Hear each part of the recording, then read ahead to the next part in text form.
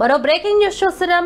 బంగ్లాదేశ్ లో గత సంవత్సరం జరిగిన అల్లర్ల కేసులో దోషిగా తేలిన మాజీ ప్రధానమంత్రి షేక్ హసీనాకు అంతర్జాతీయ క్రైమ్స్ ట్రైబ్యునల్ మరణశిక్ష విధిస్తూ సంచలన తీర్పును వెలువరించింది. మానవత్వానికి వ్యతిరేకంగా నేరాలకు పాల్పడ్డారన్న అభియోగాల నేపథ్యంలో ఆమెపై పలు కేసులు నమోదయ్యాయి. వాదనలు విన్న ట్రైబ్యునల్ ఆమెను దోషిగా తేల్చింది. అనంతరం ఆమెకు మరణశిక్ష విధిస్తూ తీర్పు చెప్పింది.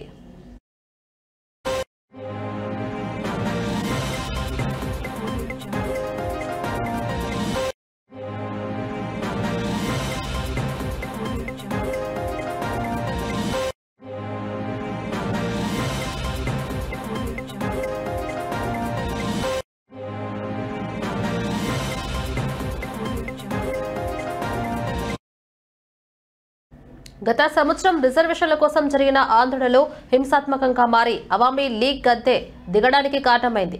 ఆందోళనకారుల బారి నుంచి తప్పించుకోవడానికి షేక్ హసీనా ప్రత్యేక విమానంలో భారత్కు వచ్చారు. ఏడాదికి పైగా ఆమె ఢిల్లీలోని గుర్తు తెలియని ప్రాంతంలో తలదాచుకుంటున్నారు. ఇలాంటి సమయంలో ఆమెకు వ్యతిరేకంగా బంగ్లాదేశ్లోని అంతర్జాతీయ క్రైమ్స్ ట్రైబ్యునల్ మరణశిక్ష విధిస్తూ తీర్పును వెలువరించింది.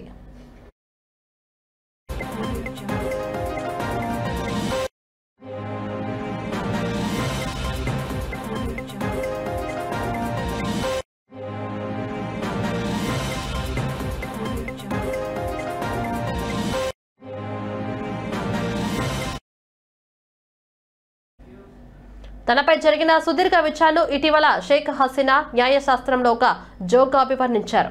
షేక్ హసీనా పాలన ముగిసి తాత్కాలిక యూనెస్ ప్రభుత్వం ఏర్పడినప్పటి నుంచి బంగ్లాదేశ్లో రాజకీయ గందరగోళం నెలకొంది. 2026 ఫిబ్రవరిలో సాధారణ ఎన్నికలు జరగాల్సి ఉన్న తరుణంలో రాజకీయంగా అస్థిరత నెలకొంది.